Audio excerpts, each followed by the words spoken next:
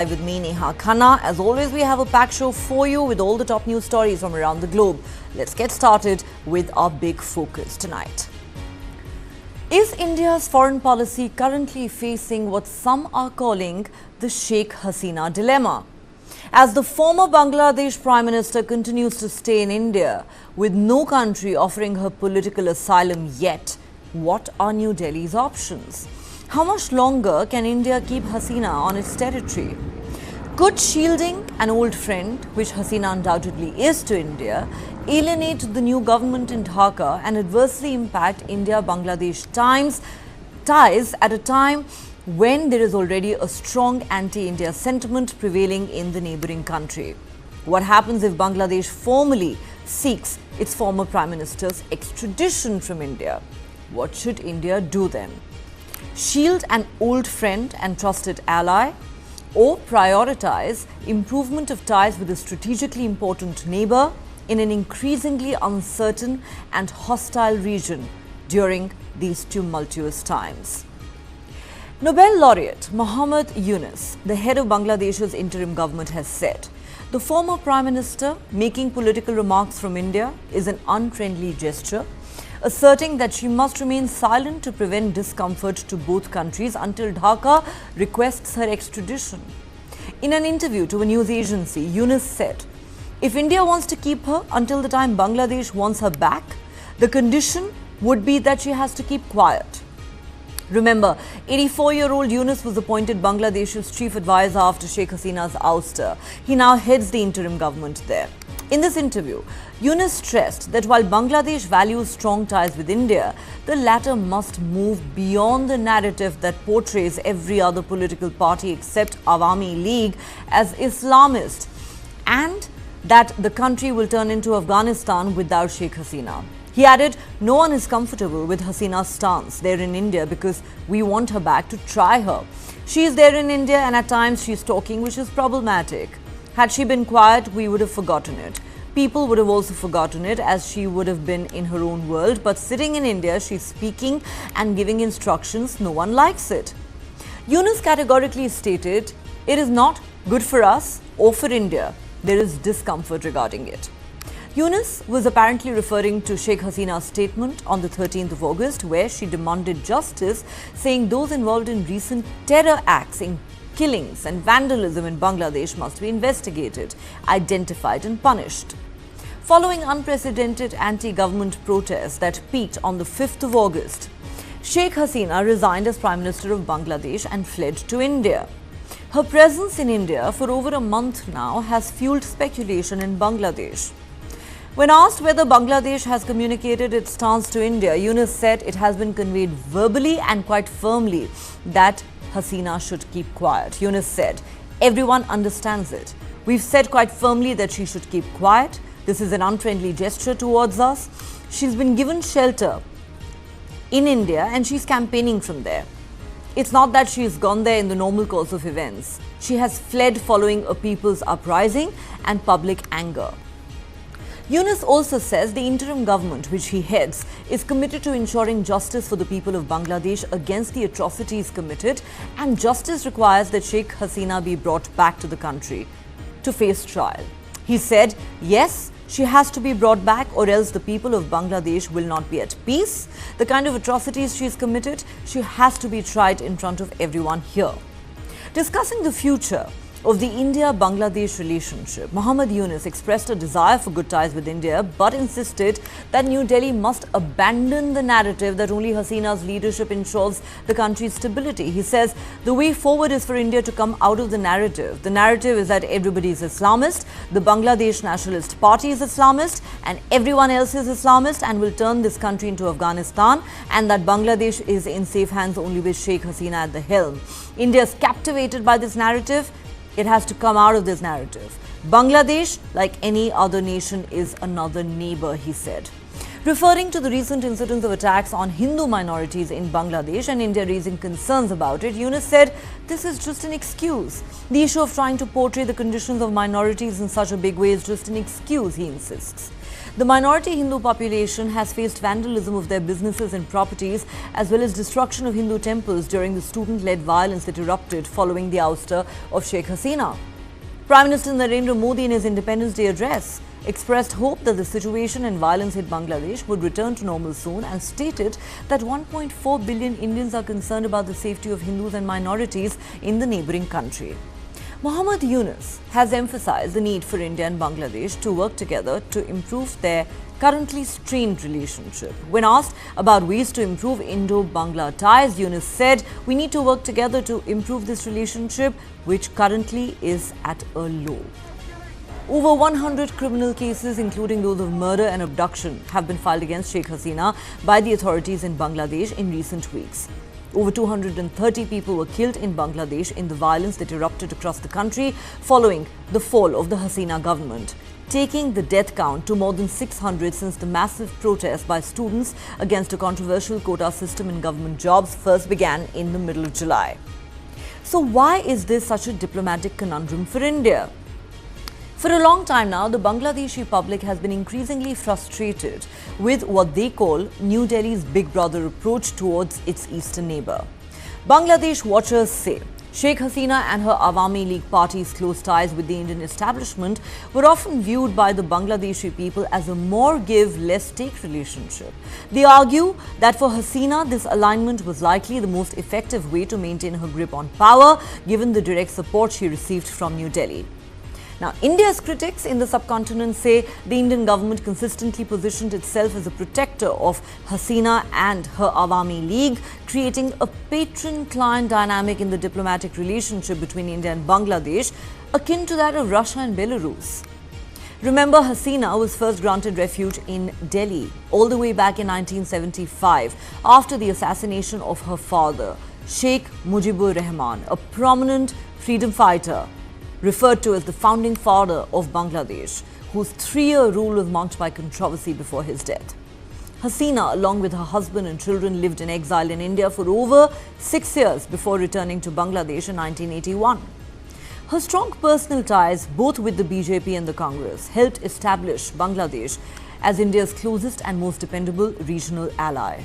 Experts say this alliance gave India a strategic advantage in the wider South Asian region and prevented Bangladesh from falling under China's influence. Hasina's critics, including the opposition parties, say that throughout her first term in office from 1996 to 2001 and her subsequent term beginning in 2009 till last month, the former Bangladeshi premier facilitated India's influence through economic and security cooperation, including granting access to critical waterways and allowing Indian businesses to secure profitable deals in Bangladesh. In return, they claim India not only overlooked the increasing autocracy and repression of Hasina's regime, including rigging of elections, but also actively interfered in Bangladesh's internal affairs to keep Hasina in power and pressured other countries to recognize her leadership. But with Hasina's abrupt and dramatic downfall, the situation has shifted, they say, leaving New Delhi scrambling for strategies to navigate the post-uprising landscape in Bangladesh. And Hasina's presence in India, since she fled Dhaka on the 5th of August after her resignation, is now hindering efforts to improve relations between Dhaka and New Delhi. In Bangladesh, Hasina's decision to escape rather than address the crisis has been condemned by her party members as a betrayal, leaving many of her closest allies feeling abandoned and disillusioned. Simultaneously, widespread resentment towards Hasina is intensifying due to the emergence of videos and pictures showing atrocities and brutalities which she is accused of employing to suppress the 20-day student protest that ultimately led to her downfall.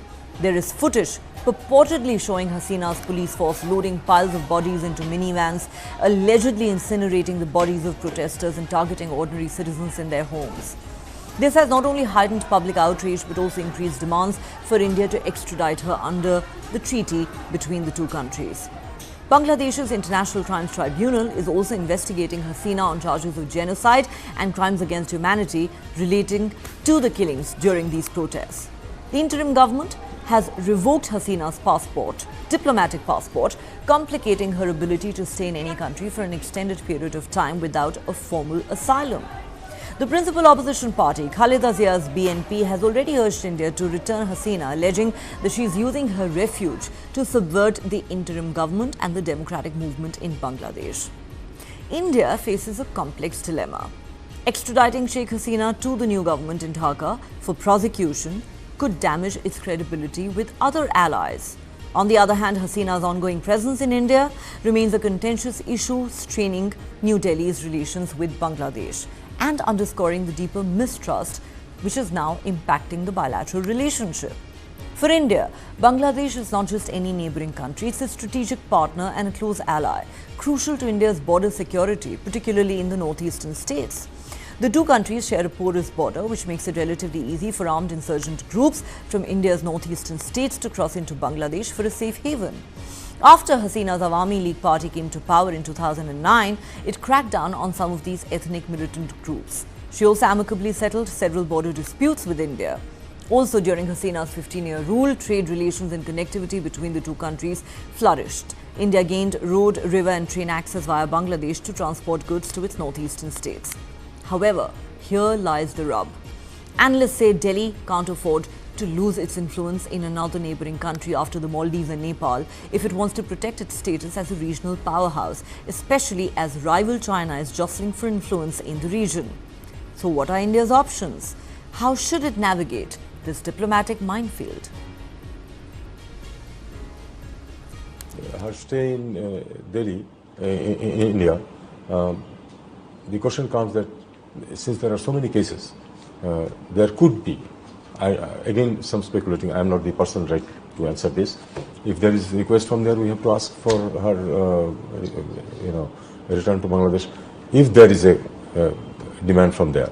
And that creates an embarrassing situation for the Indian government. So I think Indian government knows this and I'm sure they will take care of it.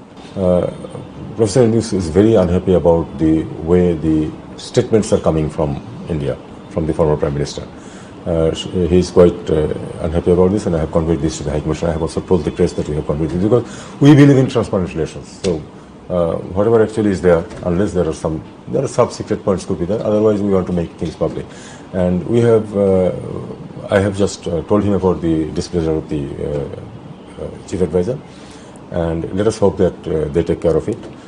All my colleagues in the Council of Advisors, they are extremely busy with bringing back the normalcy. Everyone has his job cut out.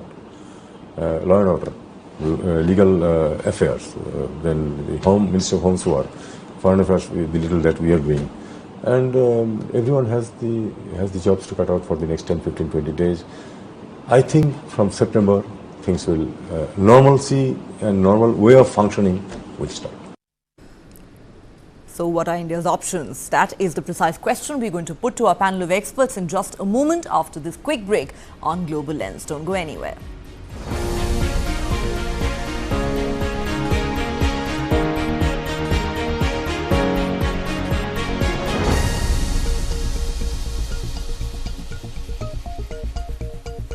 Fast. My God, isn't she your daughter? Yes. She's playing football. This is boys' game. Make her study. If she doesn't get a good job, she will get a good match. Will you win the world by playing football?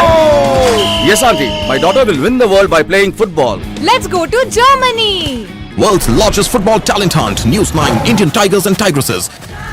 In association with DFB Pokal, Bundesliga, BVB and India Football Center. Train and play matches in Europe. Register now and fly to Germany. IndianTigersandTigresses.com. Why is the state not looking at putting an embargo on that? As a Telangana person, I will not accept. How do ordinary folks deal with this?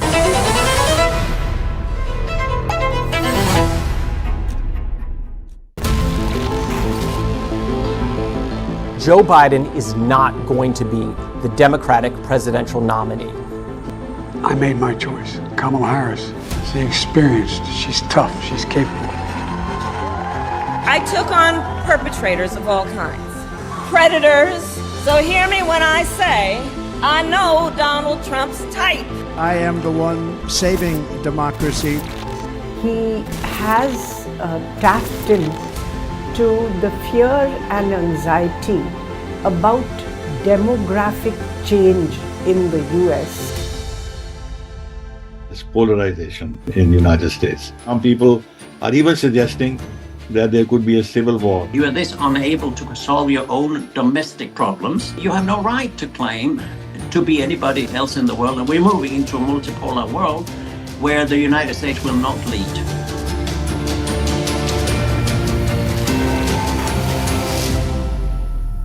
This and more. Streaming on News9 Plus. Subscribe and get free vouchers.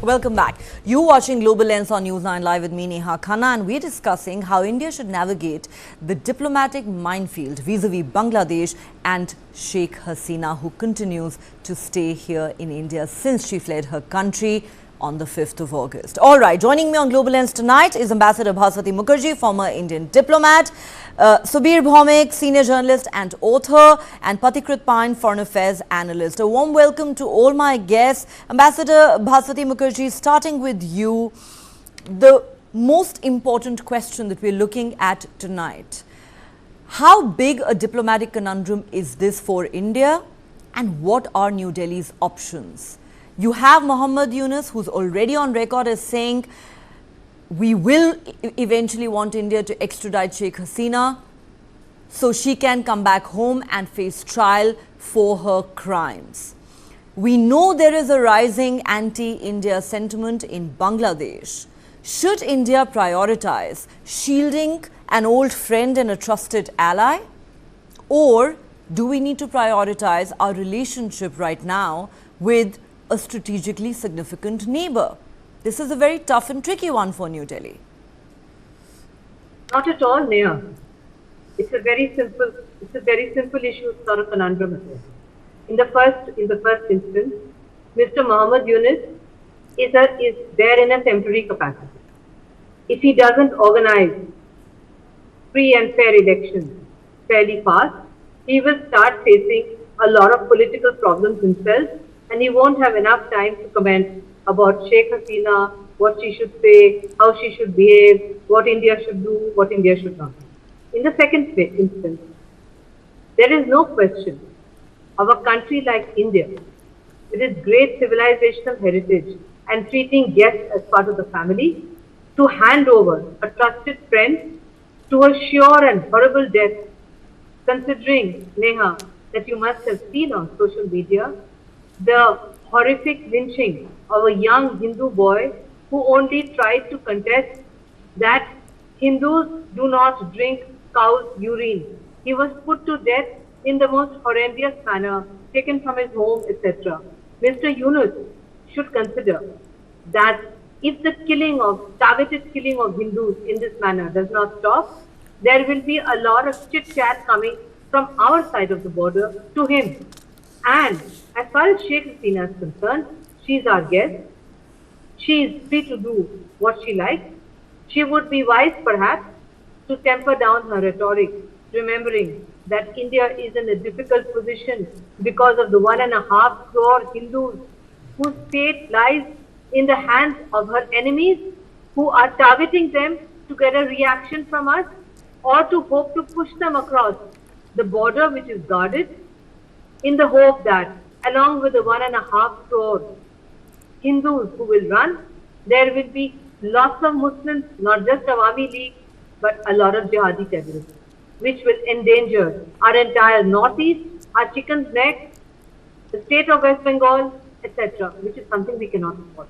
So under those circumstances, there is no question of our listening to lectures from Mr. Mohammed Yunus, who would be very well advised from our side, in my perspective, to bring back law and order, to stop the targeted killing of Muslims, to remember that Bangladesh is a secular country, and that when it broke away from West Pakistan, it was India who stepped in to stop the horrific genocide and hosted 10 million East Pakistanis in our state of West Bengal without any foreign aid whatsoever.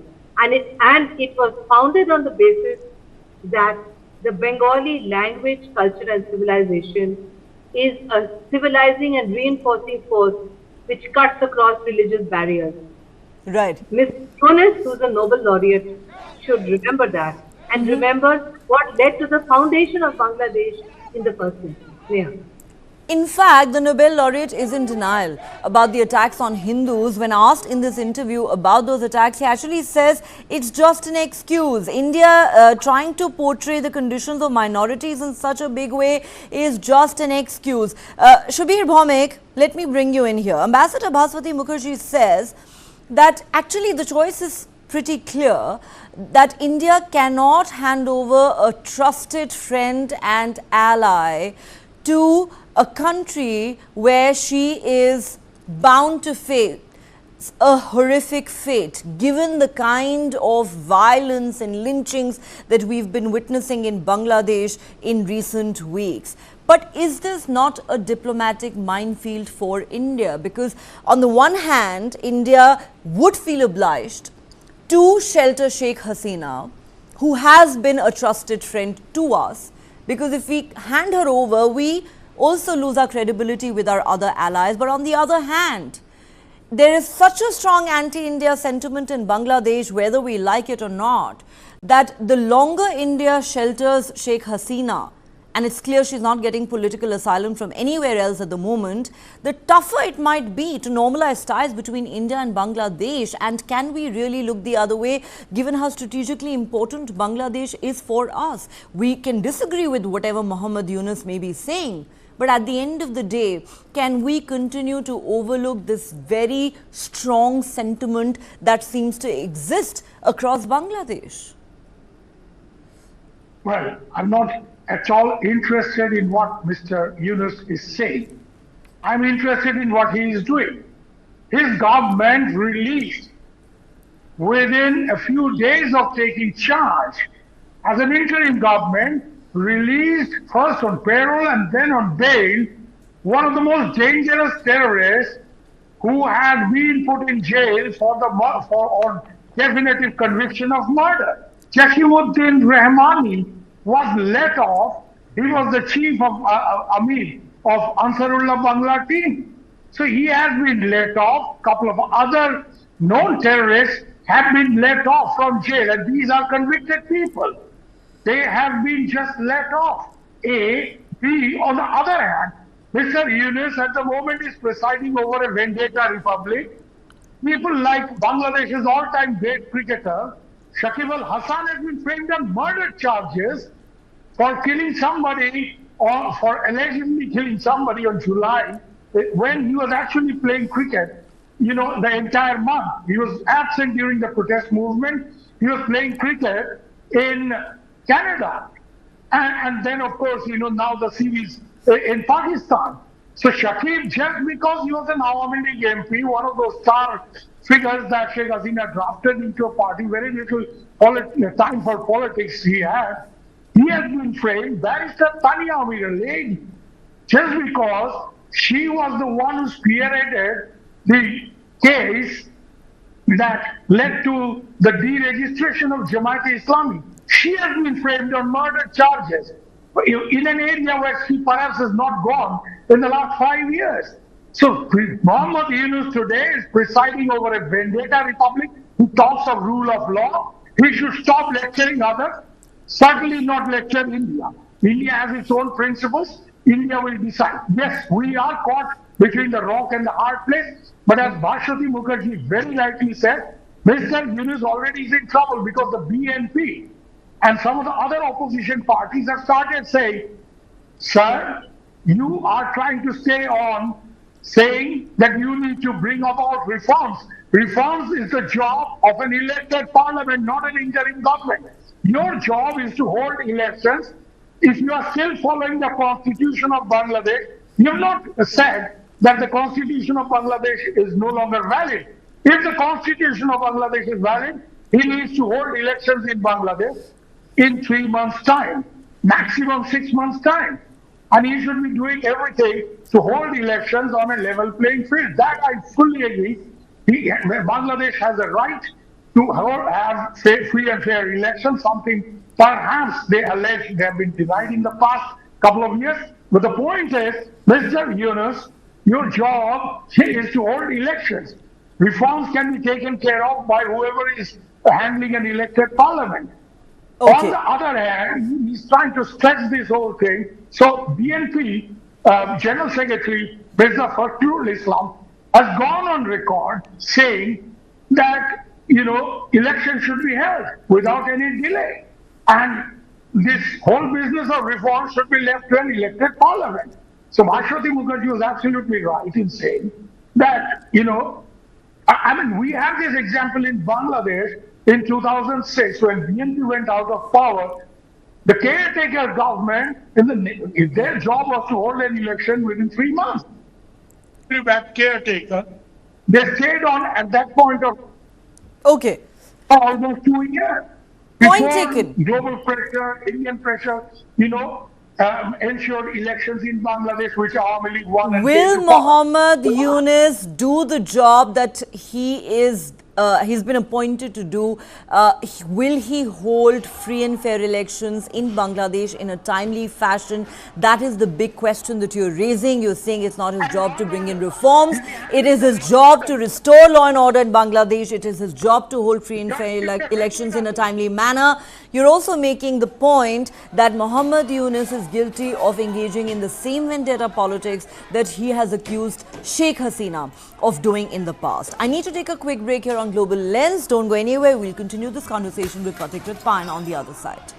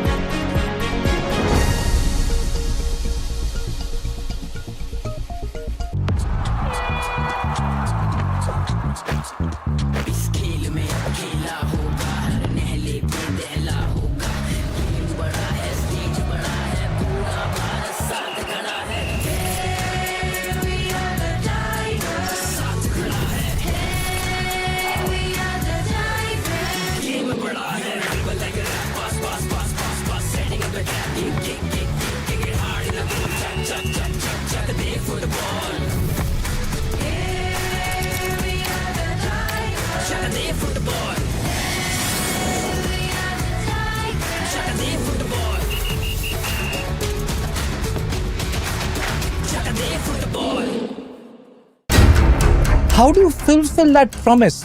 Because ultimately expectations have to be met. If you look at the political landscape, is it really changing for women? And what is the inability of the forces that dead bodies surface but not the living people?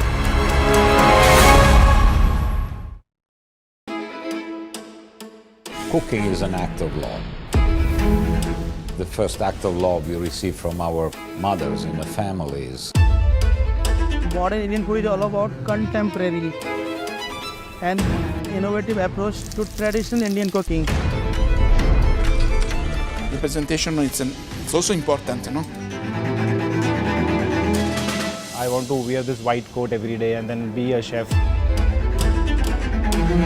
There are stories. If the name of whiskey is Indri, then there is a whole story behind that. Cooking food is like a therapy, and eating one is like a pleasure I can give it to myself. With Lounge Nights, I'm on a journey to celebrate and recognize the best food and nightlife establishments in various cities across India.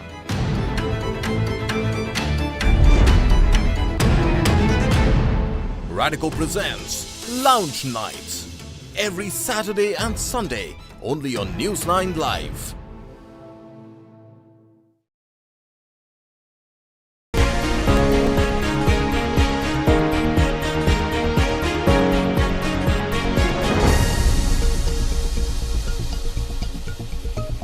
Welcome back. You're watching Global Lens on News9 Live with me, Neha Khanna, and we're discussing India's Sheikh Hasina conundrum. Let me now take this to Tightrope. Tightrope, you know, I take the point that's been made by the other panelists that we don't have to agree with what Mohammed Yunus is saying. He doesn't really need to lecture India about what it should or should not do.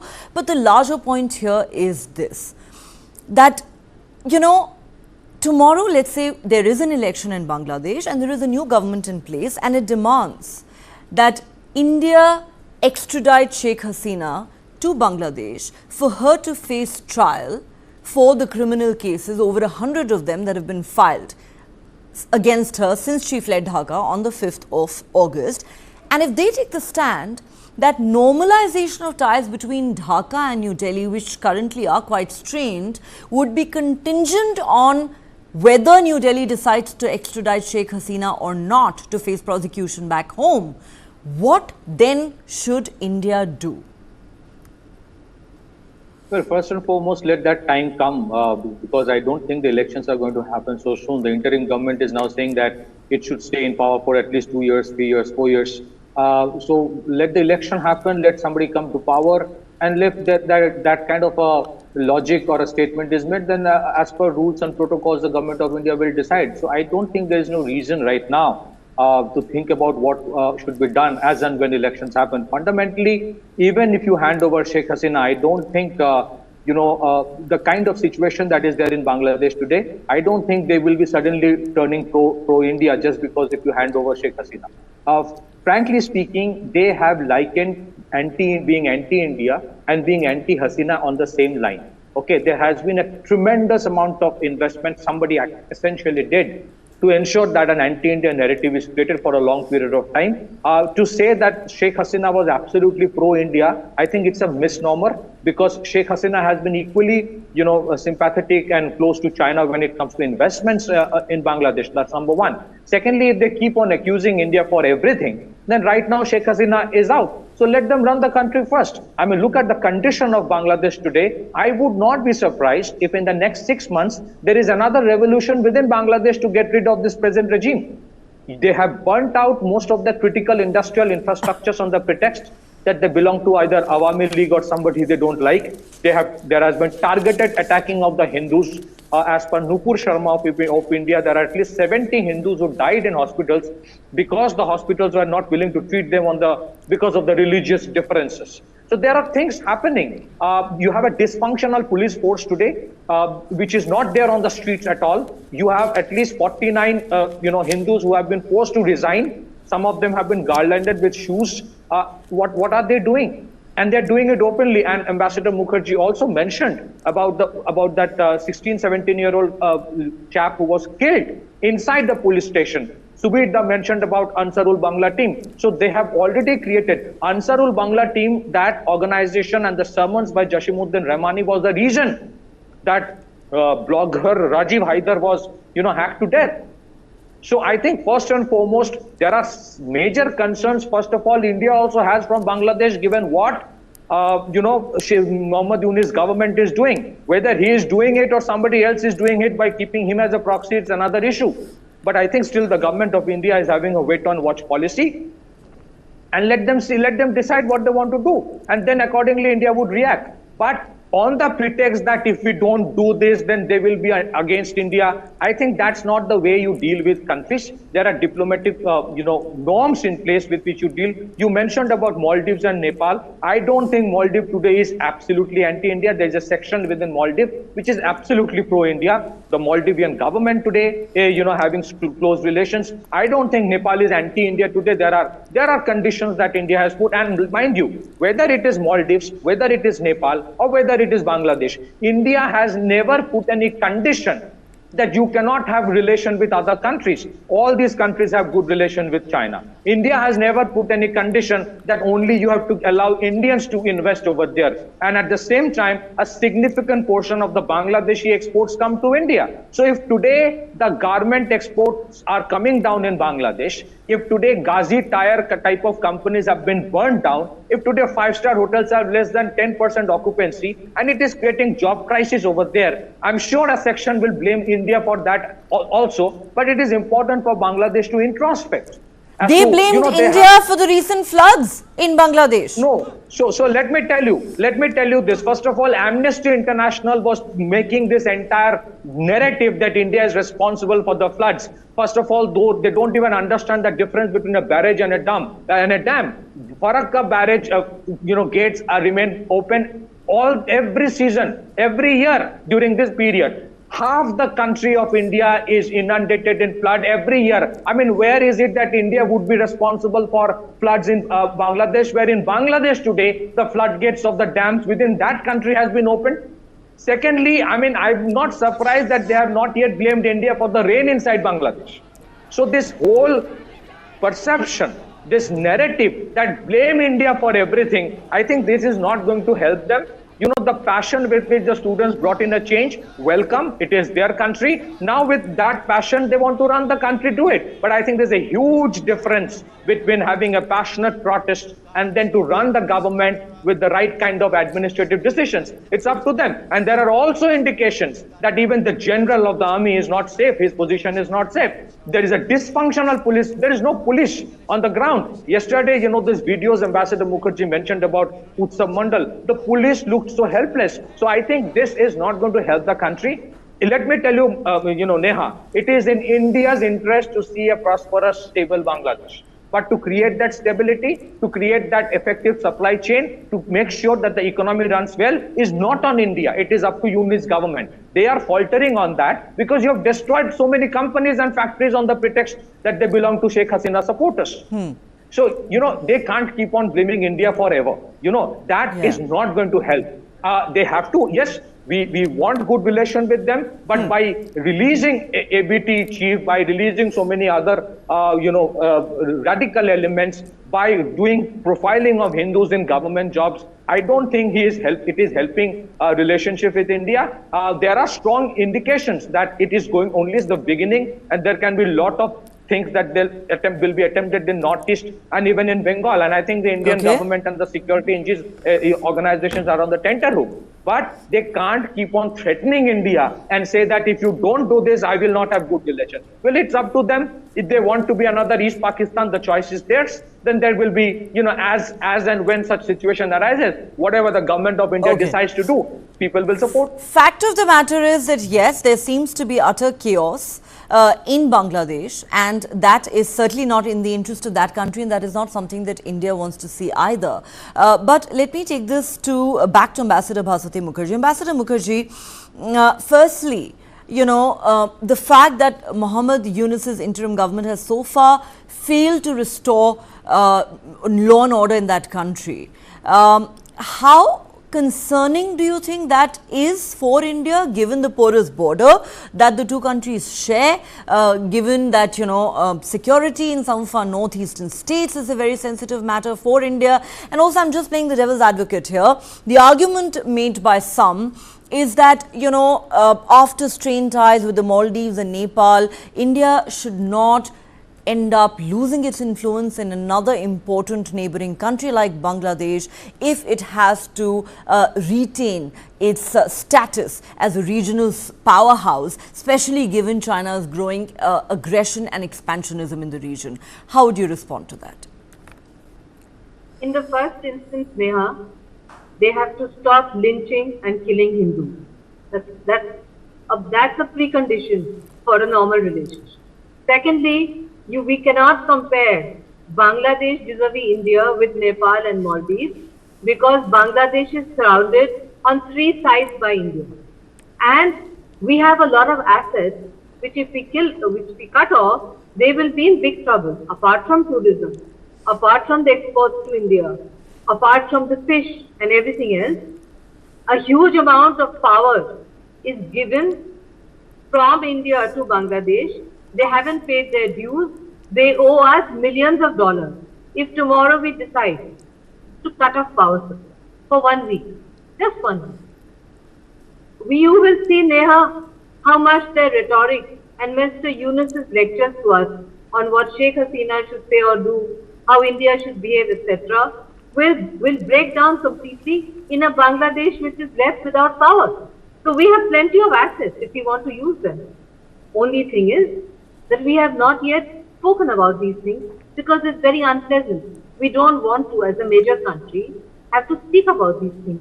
Mr. Yunus, as a Nobel laureate and as a man who founded the Grameen Bank, is very much aware of the fact that the Bangladesh economy and prosperity depends on India's goodwill. And if he thinks that in the kind of current chaotic situation, any tourist from India will go to Bangladesh, that they, as Pratik rightly said, they have burned down factories, their vital exports, including of cotton, fish, marine products, are completely dependent on India's goodwill. They are talking about floods. That's ridiculous. But yes, we can cut off their power supply. But in the first instance, he has to restore law and order. He has to set forward the process of free and fair elections, because otherwise his position under the present Bangladesh constitution will become illegal 2 months from now. He cannot hang on there. According to the Bangladesh constitution, he has to have free and fair elections within 3 to 4 months of the interim government. And he would be very well advised to try to bring back the police on the streets. The police have been attacked and killed, so they are not policing. If he thinks that raw students can do policing forever, that's not possible. The universities will open, they will go back to class. If he is thinking that a political party founded by students is going to keep him there forever, he is very sadly mistaken. If he thinks the Jamaat is going to come to power, he is mistaken. The Jamaat will never win a popular election. What will happen is that he will be forced to have free and fair elections where the BNP will come to power for some time, and then the Awami League, which is also very powerfully established in Bangladesh, which is a country with a huge population. How many of them can you kill? It's like, how many Hindus can you kill? You have 1.5 crore Hindus over there. You've killed 70 of them, 100 of them. Well, what about the rest? Where are they going? And you're talking about the forest border, Neha. Very fortunately, because we have a strong government, we have secured our border. We are not going to get into the kind of situation we faced in 71. Mr. Yunus will have to ensure the security of all his people, regardless of religion, whether they are Hindus or Muslims or Buddhists. It is his job, absolutely. And instead of lecturing India, that's the job he should be focusing on. I agree. But since I'm running out of time, Shubir Bhaumek and Pathikrit Payan, I'll take closing comments from you, starting with Shubir Bhaumek. Do you believe that India is concerned that the chaos and lawlessness prevailing in Bangladesh could impact its security? And also, do you believe we could have a situation where Sheikh Hasina ends up staying indefinitely in India? Well, I think, Sheikh Hasina staying endlessly in India is something we have to see how that goes. In the next 15 days, there might be some important decisions because of obvious reasons. But more importantly, the lawlessness. What India is really worried about, I know for a fact that the BSF is on high alert, Indian intelligence agencies are on high alert. That's one of the reasons why India has taken a tough border policing kind of they've advised all the local governments, all the state governments to watch out, not allow anybody in from Bangladesh, not even our friends who are in trouble there. Why? Because a lot, there were jailbreaks, there were organized jailbreaks under the cover of the student movement where many of these terrorists were released. Many of these convicted radicals were released, and some of them have a history of operating in India. The Ansarullah Bangla team is close to the Al-Qaeda in the Indian subcontinent. The JMB, the Huji, many of their leaders have made their way out, either formally like Jashimuddin Rahmani, or due to jailbreak, they just got out of jail and vanished. These were not the students doing it.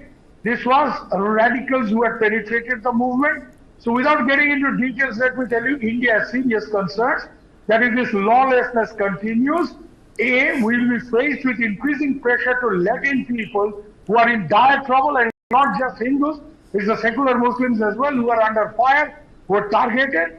and we have sheltered them before in 1971. So, this is going to create severe pressure on India to let in a lot of people who are in real trouble. So it's certainly a matter of concern. It's certainly a matter of huge concern. That's a good point. Patikrit Pine, wrap this up for us. So Bhir Bhaumik says, of course, India is concerned. This could become a major security issue for us, the current state of lawlessness in Bangladesh. Neha, it is already a major security concern. Let me tell you, the extremists in Bangladesh want the emancipation of the economy, the collapse of the economy, because it will help them spread more radicalism. So the biggest challenge for Muhammad Yunus would be to restore the economy, which is right now in very bad shape. Secondly, I agree with Subir that not just the Hindus, even a lot of moderate Muslims have been badly targeted. Now you are creating a lot of a situation, where today, even I've heard some of these Awami League leaders are saying that when they would come back to power, there will be not just Pratibad, but there will be Pratighat. So it's unfortunately Bangladesh continues to be in a loop that whoever comes to power goes for this vindictive cycle of vendetta politics. That is, yes. And I must mention this. The United States Commission for International Religious Freedom, which keeps on lecturing India, why is it silent? So much of pin drop silence from them and the Biden administration on what is happening inside Bangladesh. There is a saying that Biden, so far as that administration is concerned, it doesn't matter what you do so long as you say the right things. So saying Hasina autocratic and all that was fine. But the kind of chaos they're creating in Bangladesh by their silence or complicity or whatever, it's not helping their strategic partner called India. And then if India takes any action, in the greater interest of the subcontinent, and point finger at India. So unfortunately, we have a challenge in place, but I'm sure the government of India and its agencies are capable enough to deal with it.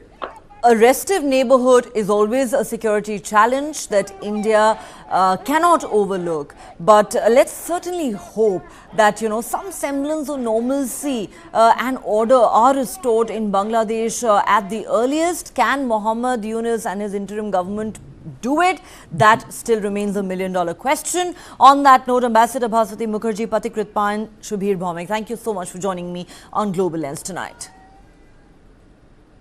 All right, let's now turn our attention to American politics. In a surprising move, Hunter Biden, the son of US President Joe Biden, has pleaded guilty to federal tax charges just weeks before the US presidential election. Facing up to 17 years in prison, Biden's decision to plead guilty without a prior agreement with prosecutors sidestepped a potentially explosive trial. The trial would have unveiled details of his lavish spending during a troubled period in his life. With sentencing set for December, this development adds yet another twist to an already heated election season. Hunter Biden pleaded guilty to federal tax charges on Thursday. It's a surprise move by the son of President Joe Biden that avoids a potentially embarrassing trial weeks before the U.S. presidential election in November. Biden had been set to stand trial in a Los Angeles federal courthouse on criminal charges of failing to pay $1.4 million in taxes while spending lavishly on drugs, sex workers, and luxury items. Instead, he pleaded guilty to all 9 counts he faced. He now faces up to 17 years in prison and up to $450,000 in penalties. Earlier in the day, Biden had offered to plead guilty to the charges but avoid admitting wrongdoing, an unusual legal maneuver called an Alford plea. Prosecutors opposed that move. After a break, Biden's lawyer Abe Lowell told the judge that he would plead guilty, despite having no prior agreement with prosecutors that would ease his sentence. In a statement after the hearing, Biden said he pleaded guilty to spare his family from having to sit through a trial that would have aired messy details from a period in his life where he was suffering from drug addiction. He also said that he had paid back his taxes. Lowell told reporters afterward that Biden might appeal his sentence. Biden is currently appealing a guilty verdict in a separate case in Delaware for illegally buying a gun while using drugs.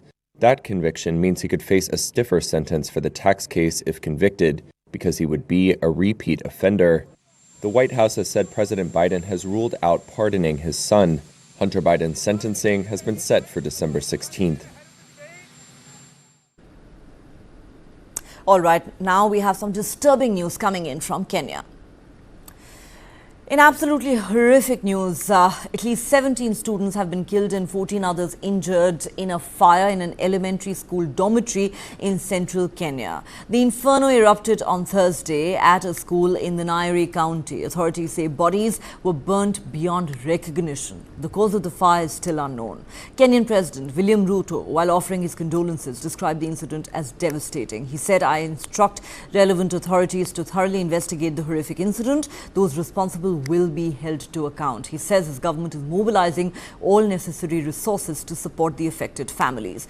The Kenya Red Cross has issued a statement saying it would provide psychosocial support services to the students, teachers and the affected families. At least 11 children are currently undergoing treatment in hospital after suffering severe burns. And as we wrap up this edition of Global Lens, let's get you the latest on the Russia-Ukraine war. Have Russian forces been executing captured Ukrainian soldiers instead of taking them prisoner? Well, that's what some reports seem to suggest. CNN has reported that it has obtained footage that shows Ukrainian troops emerging and staggering into the middle of a dusty track, then onto their knees, their hands placed on their heads.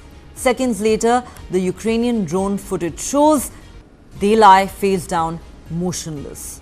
The video, filmed during fighting in late August near the embattled city of Pokrovsk in eastern Ukraine, shows an apparent execution by Russian troops of 3 surrendering Ukrainians after their trench was overrun. The incident, described by Ukrainian officials as part of a pattern of apparent executions, seemingly increasing in pace this year.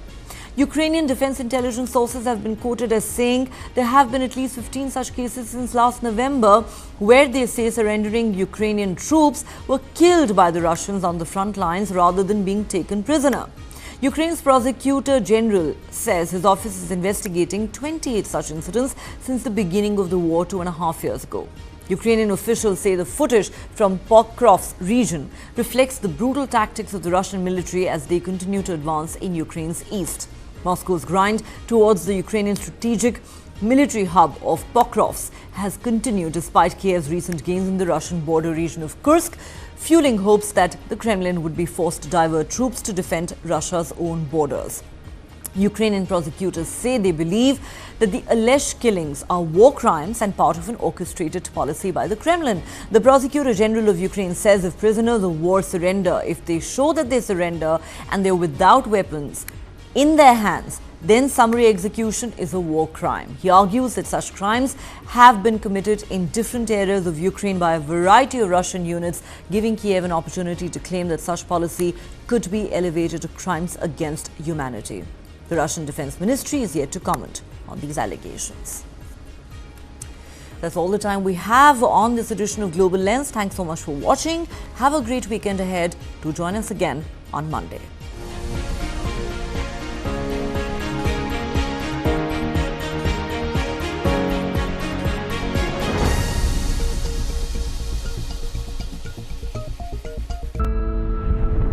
Who am I? Nobody can crack that mystery. There is a certain expectation of me. That's the only contradiction. Life itself is stranger than fiction. I was a perfectly normal person born in an abnormal world. I really didn't understand why is it different.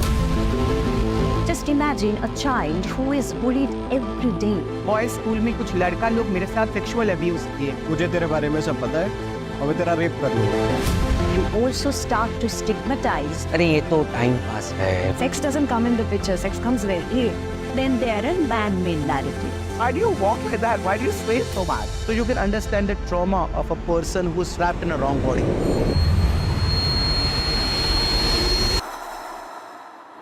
But nothing can bind life. We have to reclaim the lost position. We fought for more than 10 years. Today I'm the mother of the industry. I'm a first transgender member judge. You can't walk in everybody's shoes. This is what I'm comfortable with. They just are what they are. You become the light yourself. That is the change that I was looking for. When I recognize myself, it's a small story, but it's an interesting one.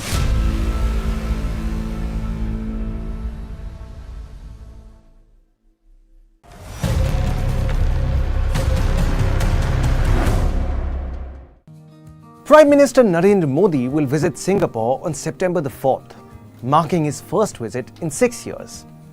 Now, India and Singapore have strong political, economic, cultural and defense ties, but the connection runs deeper.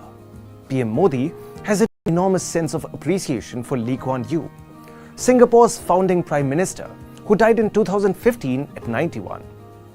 So how has Lee Kuan Yew inspired PM Modi?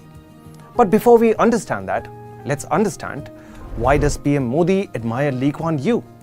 News9 Plus decodes. Both leaders met a few times when PM Modi was Gujarat's Chief Minister and Lee, the Minister Mentor of Singapore. In 2006, when the world had shut its doors to Modi, Lee had facilitated business linkages to Gujarat. How does Lee Kuan Yew inspire PM Modi? On the lines that Lee evolved a foreign policy that aided Singapore's economic growth, Modi has spearheaded India's external relations since becoming the Prime Minister in 2014. Modi's focus has been to achieve India's modernization through state-guided capitalism, just like Lee did with Singapore. Singapore is known for its efficient governance. It became a financial powerhouse under Lee's leadership. Modi's vision for India stands on the same principles. What is the Swachh Bharat mission connection between PM Modi and Yew? In 1968, the Keep Singapore Clean campaign was one of the country's first national campaigns as an independent nation. At the helm was Singapore's first PM, Lee Kuan Yew, who had picked up a broom to set an example by sweeping the street. Now cut to 2014. PM Modi launched the Swachh Bharat mission by picking up a broom and sweeping a street in a Delhi neighborhood. Full points for guessing who his inspiration was. What did Yew have to say about India? On how to get India's economy going? Lee would say, cut the red tape, support the private sector, reform labor laws, build infrastructure, and attract foreign capital. And then boost manufacturing. Lee believed India was capable of greatness. He always thought of India as a major Asian military power. With PM Modi drawing inspiration from Lee's work, India is undoubtedly on the path to transformation, just like Singapore was.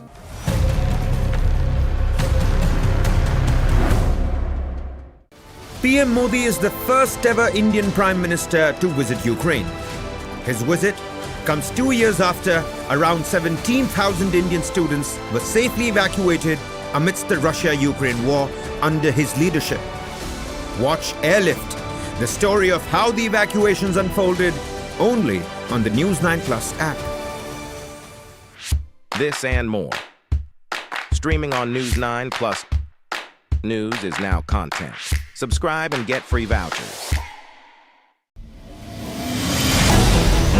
Why is the state not looking at putting an embargo on that? As a Telangana person, I will not accept. How do ordinary folks deal with this?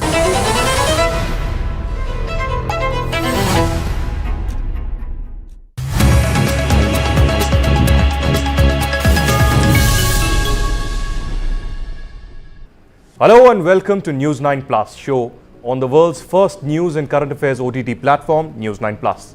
Let's look at the top headlines today. The Supreme Court dismissed ex-RG Kar College's principal Dr. Sandeep Ghosh's petition challenging the CBI probe into alleged financial irregularities at the institution. SEBI chairperson Madhavi Puri Butch could be summoned by the Public Accounts Committee during a performance review of regulatory bodies. This comes amid allegations of Butch's conflict of interest. Kangana Ranaut's film Emergency has been postponed as it did not receive a censor certificate. Its original release date was September 6th. The Supreme Court sought Bihar government's response to RJD's plea challenging a Patna High Court order on reservation law. The High Court had earlier struck down the increase in Bihar's quotas for Dalits, tribals and the backward classes. The BJP released its manifesto for the Jammu and Kashmir Assembly elections, kickstarting the party's poll campaign. Wrestlers Vinesh Fogart and Bajrang Punia joined the Congress ahead of the Haryana Assembly elections. This came just 2 days after they met Congress leader Rahul Gandhi. The White House criticized Vladimir Putin for meddling in the US electoral process. Putin had stated that Moscow would support Kamala Harris in the US election. France's new right-wing Prime Minister, Michel Barnier, began the task of forming a cabinet. The 73-year-old is the oldest premier in the history of modern France. China cancelled its international adoption program. Blood relatives staying overseas will be the only exception allowed to adopt a Chinese child. A 15-year-old Hindu boy named Utsav Mandal was lynched by a mob inside a police station in Bangladesh for blasphemy. A notification has been issued by the Bangladesh President's office asking for the details of the Hindu officers for a list at the President's residence. Several Hindu officials and academics were forced to resign by agitating students and protesters over the last few weeks. Ever since the fall of the Sheikh Hasina-led government on the 5th of August, minorities, including the Hindus, Christians and Ahmadiyas, have faced at least 205 incidents of violent attacks in 52 districts of Bangladesh. In these attacks, at least 11 Hindus have been killed, 15 to 40 temples have been vandalized across the country as well. Now, Professor Mohammed Yunus, the head of the Bangladesh's interim government, has come out and said that the attacks on minority Hindus in Bangladesh are more political than communal, as Hindus have supported the Awami League by and large over the last many years. So that brings us to the question here on the News9 Plus show. Does political support equal violence against the minorities? And joining me to discuss this are Ambassador Veena Sikri, Meeti Sanjana, advocate from Bangladesh Supreme Court, and of course Salim Samad. Ambassador Sikri, let me begin by asking you, you've been observing this very carefully. Over the last few weeks, we have been chatting with you as well, and you've received a lot of phone calls and messages from your friends in Bangladesh about these attacks, about the fear psychosis. One is denial, but how much of a denial will there be? Of course, there is testimony and evidence of attacks against temples, killings, even lynching, this video getting viral over the last 48 hours. What do you make of the latest statement by the interim government chief?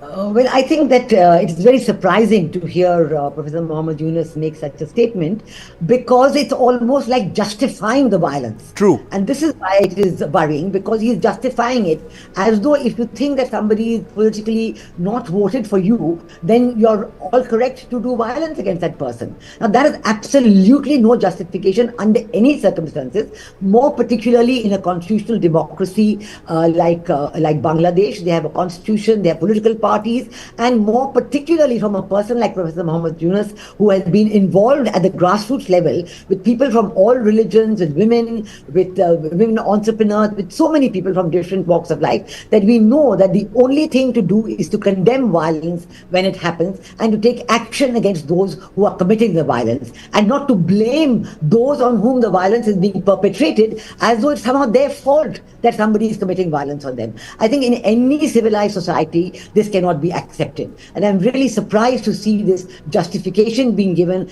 as though political violence is all right. It doesn't matter who's the victim, doesn't matter. It's political, so it's all right. I would say that this is the very reason why this interim government is justifying its existence. There is no constitutional provision for the interim government. There is no legal position for the interim government. But they are justifying their position that, the things that were happening earlier were non-democratic. They were not allowing free elections. They were not allowing people to express their views. And now they're doing the same things themselves.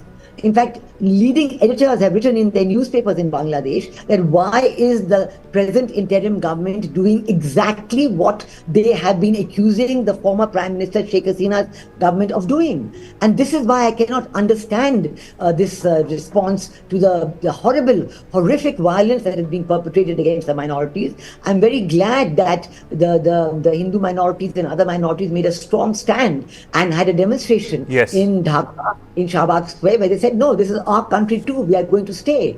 But that has not ended the violence against them. The justifications seem to have increased. And this is a very recent interview given by Professor Mohammed Yunus, which seems to add further justification. That as though, since it's not communal, so it's something else, it's political, so it's justified. And it's going on and on. And the initial physical violence against the Hindu minorities are now being converted into a violence on their economic livelihoods. Professors have been forced to resign. Hindu teachers have been forced to give up their jobs in schools. Businesses have been taken over. Shops have been occupied. So much of this is not coming in the media at all, but it's happening. Every day it is happening. And, some are being offered money, take this money and go. That kind of situation. I don't know why this is happening in Bangladesh. And now we've seen this letter which has been issued by the president's office, and we know that Suhas Chakma has made a complaint to the UN Special Rapporteur of 3 committees, saying that why is this happening, that you're racially profiling just the Hindus. In Bangladesh, there's a combined group who fight for a secular Bangladesh. They're the Hindus, the Christians, and the Buddhists. And all of these groups are together, but this letter is only for the Hindus. And now, as if in excuse for it, different excuses are coming up. Somebody says it's because of the bonus, somebody says it's because of Durga Puja, somebody says it's a clerical error. So we don't know why this is happening. And as though such letters being issued last year, if it's for bonus, if it's for Durga Puja, then similar letters must have issued in previous years as well. Did that happen? There is no evidence that any such letter was found or referred to in previous years. So we are really worried about it because we do not expect this. Fair enough. Country which has Muslim as a pillar of their constitution. It almost seems like that the interim government in Bangladesh is looking the other way. They're not just mute spectators. They're looking the other way, knowing very well that, there are attacks happening against the minorities. And the biggest question right now, that who is the savior of the Bangladeshi Hindus now? If not the interim government, if not Mohammad Yunus, who else? Salim Samad, I'm sure you have a counter to this. You heard Ambassador Sikri. You heard, what India really is monitoring very closely right now. Even if there is no communal angle to this, is it justified to give such kind of a justification that yes, in this political color, in this kind of a revenge, in this kind of Hindus being seen supporting Awami League and Sheikh Hasina, so it's justified? Thank you for having me. It is definitely have to be condemned. And I understand that Professor Yunus, the chief advisor of the interim government, has also equally condemned. The word justification doesn't apply to his statement. He had already met the Hindu leaders several times, and of course the other religious leaders, and he had mentioned that they are citizens of Bangladesh. You cannot compartmentalize that I am a Hindu, so if you are Hindu, then there is no Hindu court to go. So there's only one court, there is one administration, and one government. Meeti, I want to come to you. And before I come to you, just briefly for 30 seconds, I want to tell the viewers, we have a timeline. There's a timeline in my hands. On August 14th, the Bangladesh's Yunus government has acknowledged that attacks against Hindus were happening and they will, in fact, take action. Later, a few days later, we had Mohammad Yunus meet the Hindu students over the attacks, the minorities, and also visit the Dhakeshwari temple. And that was a statement, a symbolic gesture. Later, we had Mohammad Yunus's Hindu outreach in Bangladesh after days of communal violence. And finally, yesterday in an interview with PTI, Bangladesh's interim government chief says attacks on Hindus in Bangladesh is exaggerated. What do you make of this, Meeti? How is the situation of the minorities right now? And what do you think that the interim government really needs to do? Well, actually, we condemn each and every attack, any kind of violence in Bangladesh. However, at the same time, you have to, remember that Bangladesh constitutionally is a secular country, and all the religious minorities and communities, all the religious communities, they live together in peaceful coexistence, and they have been so since the beginning of the time. For example, during Eid, Durga Puja, Buddha Purnima, Christmas. So we all celebrate and observe these religious festivities with the entire nation. The whole population of Bangladesh, they celebrate this religious festivities. So you see, and at the same time, it's a Muslim majority country. 90% of the population of our country is Muslim. However, I think the achievement of Bangladesh has to be praised. During the revolution and the political shift, our Muslim brothers, they were safeguarding the Hindu communities, And all night they were just protecting the Hindu temples in Bangladesh, because there were some rumors and there were many fake news, false informations about these communal attacks. However, none of these attacks are these are motivated by any kind of communal issues. Rather, these all are motivated by political violences. And most of the attacks those actually took place. 99% people who were attacked, 99% of them are Muslim. Maybe only not even 1%.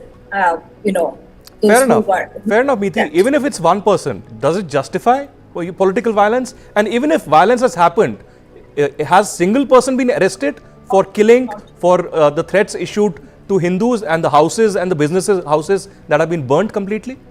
As I'm saying, that these are not communal attacks. Rather, they were... No, even if it is political. Even if it is political, is it justified? And what action is being taken? No, it cannot justify the citizen of Bangladesh. They cannot, they have to abide by the law. So even if they were tortured, even if they were, the political leaders, the political, goons, they were looted. They were, inflicting different kind of tortures on these people since very, very long time. So, but of course they cannot, they have to abide by law and, the due course of but why isn't the interim government taking any action? I mean, they are assuring verbally in media that we'll take action, but no action is being seen. Instead, now they're taking a back step and saying that this is exaggeration. It happened in the political agitation as it happens, but no action at all. Well, you see, this is a full-on revolution, and after revolution, there are many players there in field, and there are many stakeholders. There are different vested groups who are playing in the field. And, we are still, in a very unstable situation. Our economic condition is very, very bad. We have $1 billion of loans. There are, acute reserve crisis, acute dollar crisis. And the law enforcement agencies, they were not in the field because, they were torturing the, general people, and they were torturing the students. They were killing students. So, after that, they could not face the general people. So general people, that's a full-on revolution. Well, so even if it is a so-called revolution, even if, there's a peaceful agitation, and even if there is violence against Awami League or BNP or anybody else, there needs to be a law. Even if police and paramilitary were not there, they are there now. Why there's no action? Anyways, let me go across to Salim Samad. He's back with us. Mr. Samad, you were making a point. Please continue. Well, I was trying to explain that this is definitely has to be condemned. And Professor Yunus had already made an open appeal, not only to the Hindu leaders, but the Hindu leaders had met him twice. And he had already said that you cannot compartmentalize the country into 3 or 4 or 5, because you cannot say, I'm a Hindu, I'm a Muslim, I'm a blah, and this, they're citizens of this country. So that has definitely given a secular platform for others to participate. But when you say justifying, that's a very harsh word, because justifying is nothing to do with lynching or attack on the Hindus. And why you are talking only about Hindus? The others are also being, even a secular group like me, are attacked, or we are being verbally abused for the whole entire. And first of all, it's very interesting that Madam Ambassador Veena Sikri was in Bangladesh during when Khaleda Zia came to power in 2001. And of course, few years she was here. And she has seen that now in 2001, when Khaleda Zia came to power, there was a massive riot all over the Bangladesh. We are talking about 26 districts, it was 64 districts.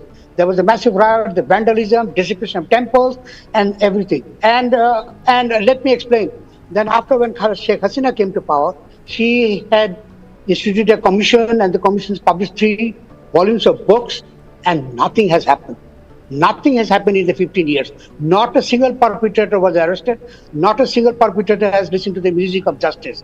So this has also happened. So the perpetrators are always given a sort of like that they can harm the Hindus, they can harm the Christians, the Adivasis. You just name even the secularists, the bloggers, for example. Nothing had happened. No regime has taken a single step to make sure that they are punished. But this is one major issue. And of course, as my colleague in Dhaka has also mentioned that there was an absence of police. The police has still not been able to regroup because the police, majority of the police, 60% of the police has vanished. So obviously he's left with only few of the military. And the lynching, there is no law in the Bangladesh to file a case on blasphemy. But surprisingly, you may not agree with me, but the blasphemy has been included in the Digital Security Act by Sheikh Hasina herself. And all the laws, all the Muslims, radicalized Muslims, had filed hundreds of cases against the Hindus. None of them, they were not stopped by the Sheikh Hasina regime. Similarly, had happened in Khaleda Zia. So all the Begums, they also did whatever they wanted to do against the religious minorities and other dissidents and opposition.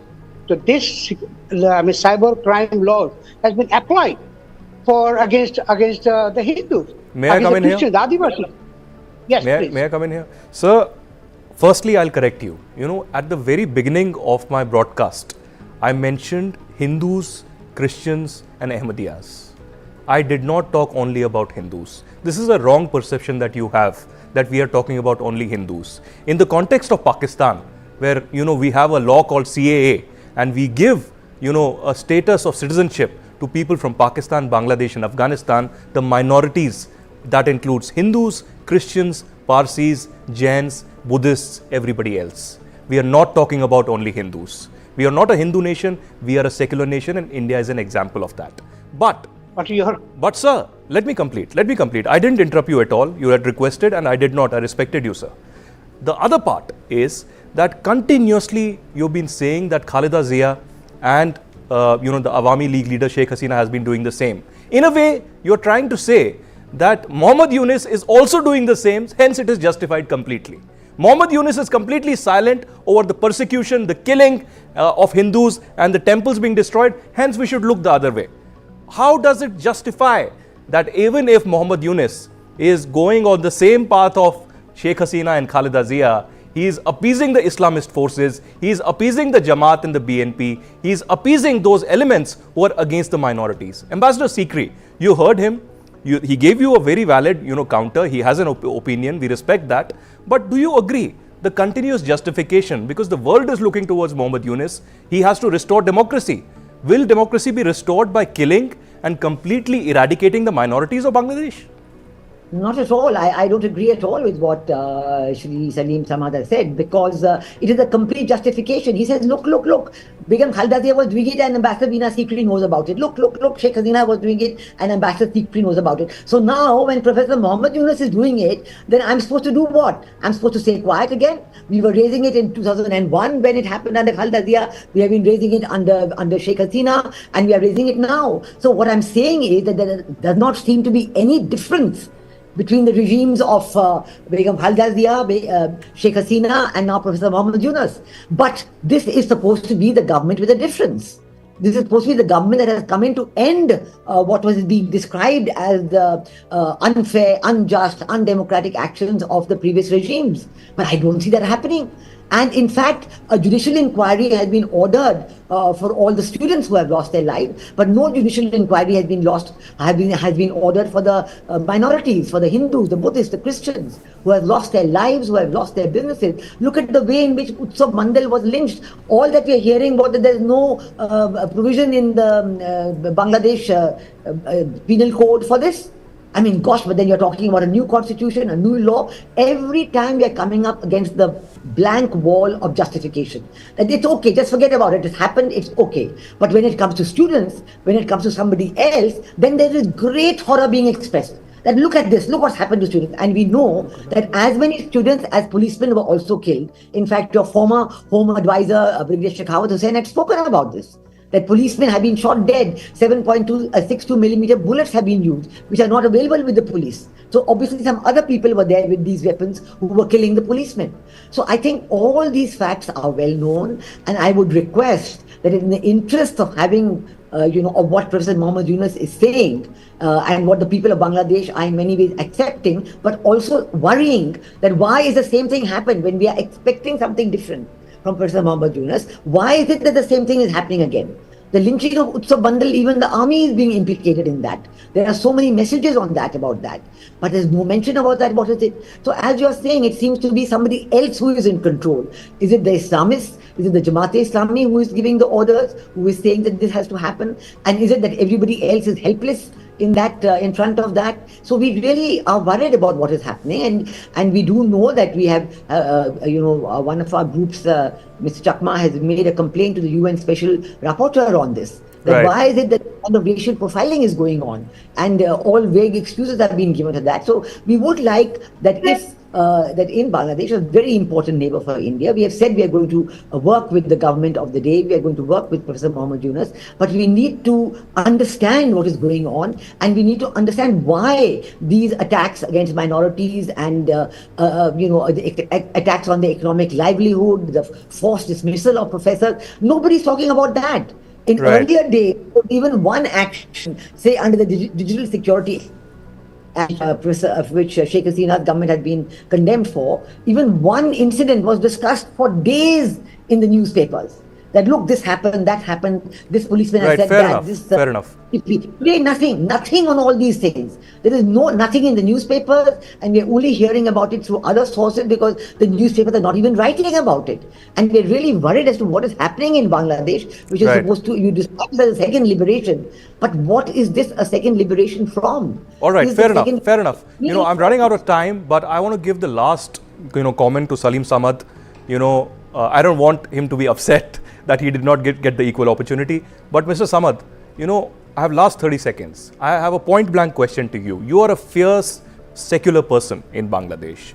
The way forward for Muhammad Yunus, do you think that he will continue and have a secular government in Bangladesh, or do you think under the garb of Muhammad Yunus, under the garb of the interim government, it is the Islamist, it is the anti-social elements who are gaining control?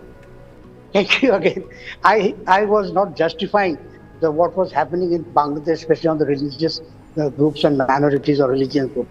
First of all, it is very important that Professor Yunus is definitely reading the writings on the walls of the Bangladesh, especially on the walls in Dhaka, that the students who had organized this monsoon revolution is very much a secular, and if you look into the walls of the Dhaka city, you will find hundreds of graffitis which are mentioning about having a peaceful year of all the religious minorities. There, of course, the religious minorities as the Christians, the Hindus, Buddhists, and of course, nobody has mentioned about Ahmadis except you and me. So, but yes, the Ahmadis have also been persecuted since Bangladesh was independent. And of course, it is a long legacy of persecution. This has never stopped from 1972. That is very unfortunate. And that Professor Yunus has to take steps to ensure that the secularism is taking its shape and the pillars are being protected. And protected, I'm talking about the religious freedom. This has to be protected. And of course, the constitution that has to be rewritten or redrafted or whatever. So that will ensure that democracy and secularism goes side by side.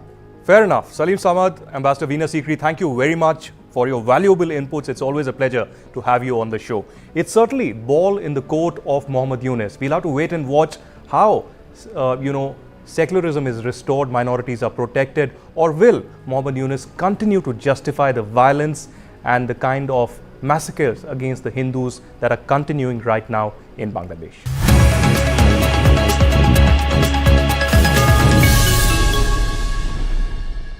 Have not quite lived up to their pre-tournament billing, delivering a series of less than convincing performances. For 2 draws and a solitary win. Your son will be Messi. No studies, just football all day. Go, my son, go. Make my face shine through playing football. Not only your face, but also the country's. I will conquer the world by playing football. Come, let's go to Germany! World's largest football talent hunt, News9 Indian Tigers and Tigresses. In association with DFB Pokal, Bundesliga, BBB and India Football Center. Train and play matches in Europe. Register now and fly to Germany. IndianTigersandTigresses.com. This was the kind of terrain that mountaineers basically climb on. you're talking of peaks of 15,000 and 16,000 feet. You have trouble breathing, the cold, the high altitude, the dizziness, the enemy staring at your face. And in some of those cases, the Pakistanis were not